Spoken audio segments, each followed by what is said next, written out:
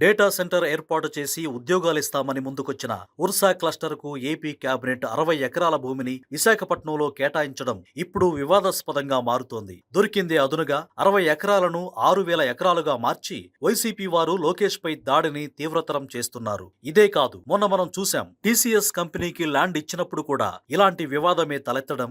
ఇండియాలోనే అతిపెద్ద సాఫ్ట్వేర్ కంపెనీకి భూములిస్తే మీకేంటి నొప్పి అంటూ కొంతమంది ప్రజలు తిరగబడడంతో వెనక్కి తగ్గిన వైసీపీ ఇప్పుడు ఈ ఉర్సా క్లస్టర్ కంపెనీకి కేటాయించిన భూములను అదునుగా తీసుకుని మరోసారి లోకేష్ పై వ్యక్తిగత దాడికి దిగింది. అయితే నిన్న ఆ కంపెనీ ప్రతినిధులు ప్రెస్ మీట్ పెట్టి, మేము ఒకవేళ కంపెనీని ఏర్పాటు చేయకపోతే ఆ భూములను 2 సంవత్సరాల్లో ప్రభుత్వానికి వెనక్కి తిరిగిచ్చేస్తామని చెప్పారు. అగ్రిమెంట్ లో కూడా అదే ఉందని వారు తెలపడంతో కొంత ఈ వివాదానికి తెరపడింది. అయితే లోకేష్ మీద దాడి ఇది కొత్త కాదు. గత కొద్ది రోజులుగా చంద్రబాబును దించేసి ముఖ్యమంత్రి అవుతాడని, కమిషన్లు తీసుకుంటున్నాడంటూ నిరాధార ఆరోపణలు చేస్తూ ప్రజల్లో లోకేష్ వ్యక్తిత్వాన్ని పలుచన చేసే ప్రయత్నాల్లో వైసీపీ ఒక ప్రణాళిక ప్రకారం చేసుకుంటూ వెళుతుండడం మనం గమనించొచ్చు. ఏదేమైనప్పటికీ మేల్కొన్న తెలుగు తమ్ముళ్లు 13,000 ఉద్యోగాలిస్తానన్న టీసీఎస్, 2,000కు పైగా ఉద్యోగాలిస్తామన్న ఉర్సా క్లస్టర్ కంపెనీలపై మీరు దాడి చేస్తున్నారా? యువత ఉద్యోగాలు చేసుకుని అభివృద్ధిలోకి రాకుండా రాయలసీమ పాలెగాల సంస్కృతిని రాష్ట్రమంతటా నింపుదామనుకుంటున్నారా?